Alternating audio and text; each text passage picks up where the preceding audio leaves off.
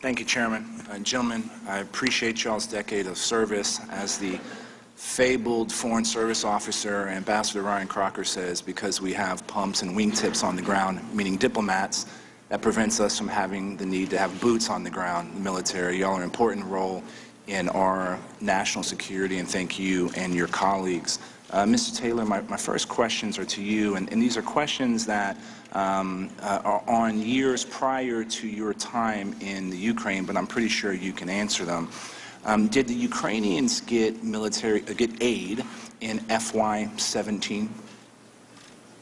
Did they get any aid in FY17? Yeah. Any? Yes, sir. They did get assistance. And they got security assistance as well. They did. And if I said that number was circa, in military assistance, around $270 million, would that probably be accurate? Mr. Close. King, about right. Yeah. Did they get aid in FY18? Yes, sir. Including security assistance? Including security assistance. We've already talked about the javelins, the anti-tank missiles that they were not able to purchase in previous administrations.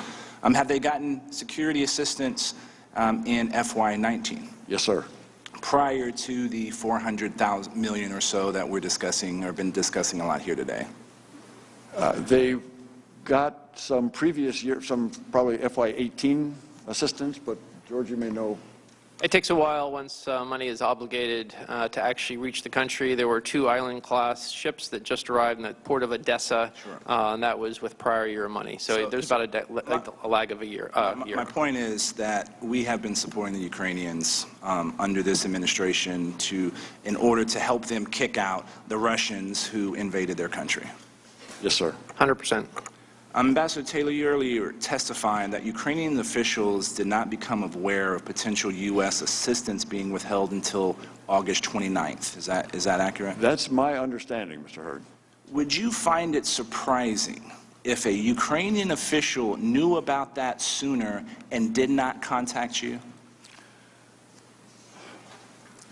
I can answer that it was only after August 29th, when the political argument, that I got calls from several of the Ukrainian officials. Good copy. Mr. Kent, had you had any Ukrainian official contacting you concerned about, when was the first time a Ukrainian official contacted you concerned about potential withholding of U.S. aid? It was after the article in Political came out in that first intense week of September. Gotcha. So after that August 29th conversation.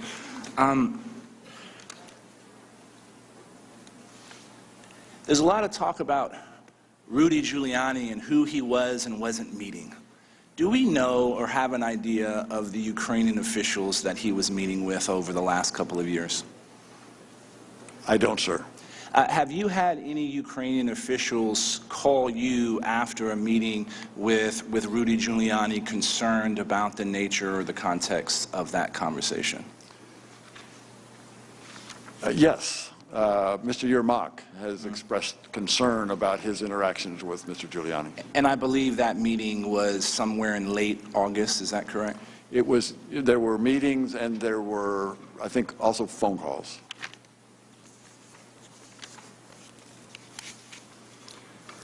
And y'all have talked many times that y'all are still concerned about corruption in Ukraine, is that correct? Sir.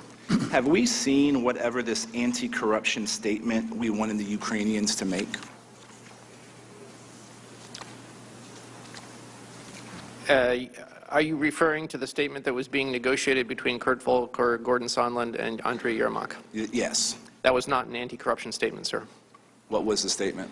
I think if you go back to the back and forth of WhatsApps that were shared by Kurt Volker, they shared a draft with Rudy Giuliani, and Rudy Giuliani said it would not be acceptable if it didn't mention Biden-Burisma in 2016. But that statement was never agreed to or was never issued by the Ukrainian officials? Is that correct? No statement of that sort was issued, correct. And have U.S. businesses ever contacted y'all concerned about corruption within Ukraine? Yes, sir. As of this year even? Yes, sir. Because the concern is not just how Ukrainian businesses run by oligarchs are being operated, it's also concerns about how the Ukrainian government is dealing with American businesses trying to operate in Ukraine. Is that accurate? American businesses are very concerned about the judicial system in particular. Yes, sir.